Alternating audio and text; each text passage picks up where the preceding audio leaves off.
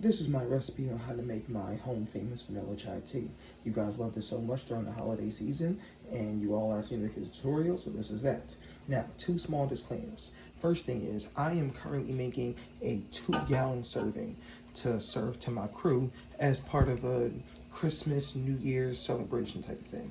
But this recipe yields 1 gallon. I'm going to be saying the 1 gallon references that I have listed down here. Screenshot it right now if you need to. I'm going to be referring to the 1 gallon measurements, but I'm going to be adding double these quantities going forward. Additionally, this whole process, start to finish, takes approximately 24 hours. I find that the best time to start this is when you get home from work, so that by the time you get home from work the next day, it should be fully prepped and ready for you to drink. Now, the star of your show. Made by Celestial Seasonings, this tea is called Fireside Vanilla Spice. This is what gives it that chai cinnamony flavor. Alright, you're going to need sugar, obviously a pitcher to serve it in. You're going to need vanilla extract, either pure or imitation. I personally prefer imitation because you can be a lot more liberal with it, but if you have pure, go ahead and use it. It's up to you. You're going to need cinnamon. And finally, this is a bonus ingredient. When I served this during the holidays, I added Malibu Original Rum, and everyone loved it. It's got a coconut flavor, and it goes really good with the vanilla essence that we're trying to capture.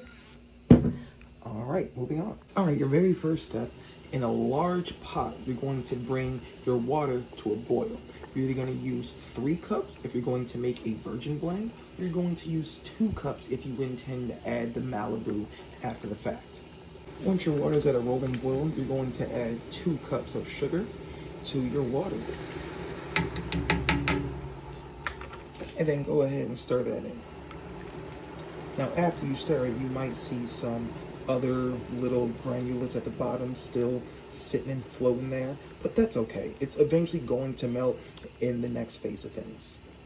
Once you got your sugar melted, you're then going to add 1 to 2 teaspoons of cinnamon. And then stir that in. You want to do this now while the water is rolling, boiling, because the bubbles in the boiling process is what helps stir everything together. Next step, you're going to toss in 6 to 8 tea bags. Now, sometimes the tea likes to fall to one side. I usually like to level it out by holding it in my hand, laying flat, and then just shake it sideways until you see that the tea is spread across the whole bag, and then drop. Once you do that, take your spoon and then just stir them all together real slow like. You do not want to bust the bag. That will be a very bad day. And then finally, you're going to just let this boil for about 10 minutes. Time is currently 1:46. We'll come back at 1:56. All right, now we're back 10 minutes later. And the last step here, you're going to slowly stir everything together. Right? Get that fluid moving.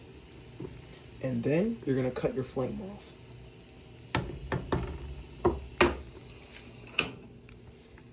And that's it. You just leave it there overnight. Because now we need the tea and the pot to cool off so that we can then move on to the next stage of things, which I will show you tomorrow morning. All right, now it's the next day, and it's time to get back to making tea. Your tea at this point should be a very, very dark brown, almost black, if you could say. You're just going to give that a little stir just to get everything moving all over again. And now it's time to prep the pitcher. In your serving pitcher, you're going to add 2 cups of French vanilla coffee creamer and 2 cups of milk. Doesn't have to be lactate milk. That's just what we buy here.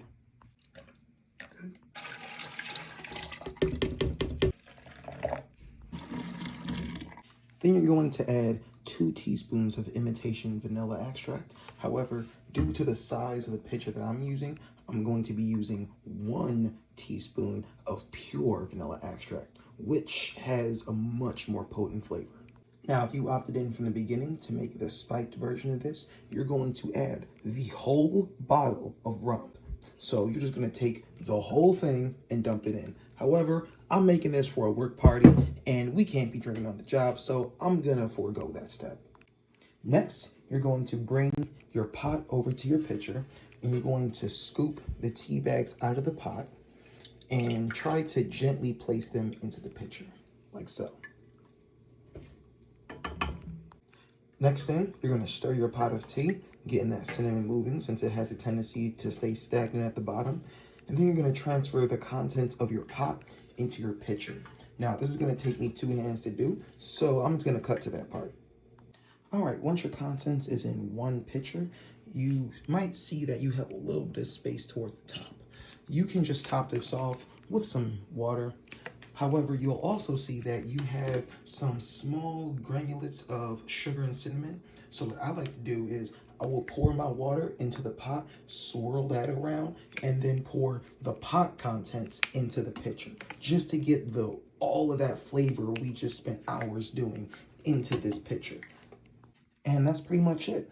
All you gotta do now is stir everything together and set it in the fridge.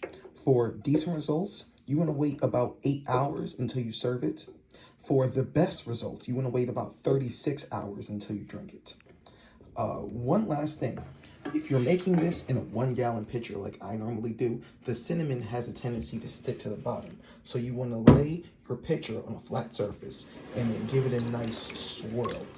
It helps the cinnamon and tea to move together so that when you pour it, all that cinnamon won't be at the bottom and then the last person just gets a mouthful of cinnamon. But that is my home famous chai tea.